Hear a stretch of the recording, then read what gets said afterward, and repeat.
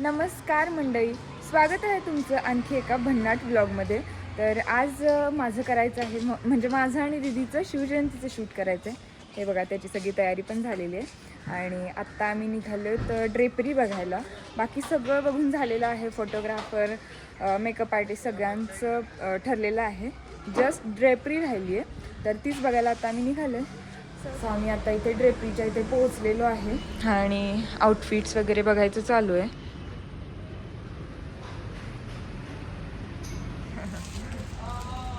तिचा चेहराच झाकला जातोय. इंस्टाग्रामचा आहे, मला बऱ्याच जणांनी सांगितलं. ह्याच्यामध्ये जास्त आमचं डोकं दाखवलं आम्ही तिथे आधी बबडी, तू महाराज बनणार आहे? मागे सर मग दाखव त्यांना. हे बघ, पाहिजे तेवढं शेपी थोडंसं हे वरती करा, स्लीव्स वगैरे काय करा. अगदीच वेळ असेल कधी करणार आहे तुम्ही शूट? सो आमचं फायनली सगळं कॉस्ट्युमचं वगैरे फायनल झालेलं आहे. बबडीसाठी पण घेतलेलं आहे आणि इकडे ज्वेलरी, तलवार या गोष्टी घ्यायच्या होत्या, तर ते सगळं झालेलं आहे आणि आता आम्हाला शूटसाठी निघायचं आहे. सो फायनली आता मेकअप स्टार्ट झालं आहे. सकाळपासून माझी कंटिन्यू धावपळ सुरू आहे, सगळ्या गोष्टी वगैरे जमवणं.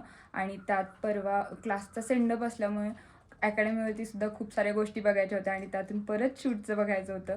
सो आम्ही ठरवलेलं 12-1पर्यंत शूट मेकअप स्टार्ट करायचा, बट आता 2 वाजलेत. सो आता मेकअप स्टार्ट झाला आहे आणि 4ला तर आम्हाला लोकेशनला पोहोचायचं आहे. सो आता ते टाईम कसं मॅनेज होते ते बघूयात. सो फायनली पेंटिंगचं काम चालू आहे माझ्या चेहऱ्याच्या. आणखी सिमेंटचं काम राहिले ना. कशी दिसते मी? सेट व्हायला लागले आता मेकअप. अरे डायलॉग मारायला सांगते तुम्हाला. अजिबात नाहीत मारायचे. तुम्ही होणार हो.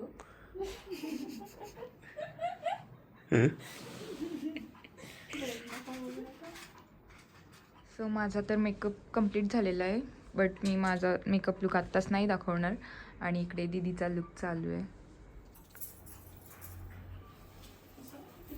सो लुक तर कंप्लीट झालेला आहे माझा पण, दीदीचा पण. दीदी बबडीला घेऊन पुढे गेली आहे, तिचा पण लुक तुम्हाला दाखवतेच, बट हा लुक क्रिएट करणारे जे आहे ते पण तुम्हाला दाखवणं तर बनतेच. सो आमचे हे लुक केलेले आहेत कोमल आणि नेहा या दोघींनी, आणि खरंच खूप एफर्ट्स घेतलेले आहेत आणि छान असं आम्हाला तयार केले, त्याबद्दल दोघींना पण थँक्यू. जवळपास 5च्या सुमारास आम्ही पर्वतीला पोहोचलो आणि आमचा लुक बघून आणि आमच्यासोबत महाराजांना बघून लोक खूप कौतुकाने बघत होते. काही जण तर अप्रिशिएट पण करत होते.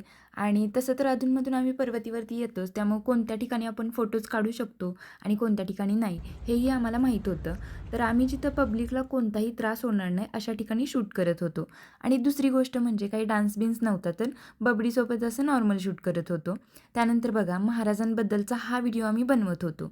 आता काही लोकांना शूट म्हटलं की खूप प्रॉब्लेम वाटायला लागतो, पण लक्षात ठेवा, एकतर शिवजयंती हा आपल्यासाठी एक खूप मोठा सण आहे, त्यामुळे त्याला आपण सणासारखंच साजरं करतो. आणि दुसरी गोष्ट म्हणजे आपला इतिहास किंवा आपली जी संस्कृती आहे ही या माध्यमातून तरी पुढच्या पिढीपर्यंत आपण पोहोचवतो आहे, यात वाईट काय आहे असं मला वाटत नाही. त्यानंतर बघा, महाराजांबद्दलचा हा व्हिडिओ आम्ही बनवत होतो. सह्याद्रीच्या कुशीत एक हिरा चमकला, भगवा टिळा चंदनाचा शिवनेरीवर प्रगटला, हातात घेऊन तलवार शत्रूवर गरजला. महाराष्ट्रात असा एक राजा होऊन गेला. आणि अचानक तिथे हा मुलगा आला, ज्याचा काहीच संबंध नसताना तो आम्हाला वाईट शब्दात बोलू लागला, अंगावर येत होता. आणि जेव्हा आम्ही उत्तर देण्याचा प्रयत्न केला तर तो शिवीगाळ करू लागला. त्यानंतर आमच्यात जो वाद झाला, त्यामुळे इकडं बबडी रडत होती, म्हणून आम्ही तिच्याकडे गेलेलो आणि हा माणूस तिथून कुठे गायब झाला काही समजलं नाही. आणि बबडी रडत असल्यानं आम्ही घरी गेलो. दुसऱ्या दिवशी आम्ही पोलीस कंप्लेंट केली. इकडे सोशल मीडियावरती पण आम्ही त्याच्याबद्दल माहिती गोळा करत होतो. तेव्हा मला बरेच मेसेजेस आले की याआधी पण त्याने बऱ्याच मुलींसोबत असं वर्तन केलेलं आहे. काही दिवसांनी समजलं की पोलिसांना पण तो सापडला आहे. तर आम्ही स्टेशनमध्ये जाऊन चौकशी केली, तर त्यांनी आम्हाला उत्तर दिलं की तो व्यक्ती डोक्याने थोडा ॲबनॉर्मल आहे, म्हणून त्याच्यावरती आम्ही काही ॲक्शन घेऊ शकत नाही. पण ना आमच्यासमोर त्या मुलांना आणण्यात आलं, ना त्याच्याशी काही कॉन्टॅक्ट होऊ दिला.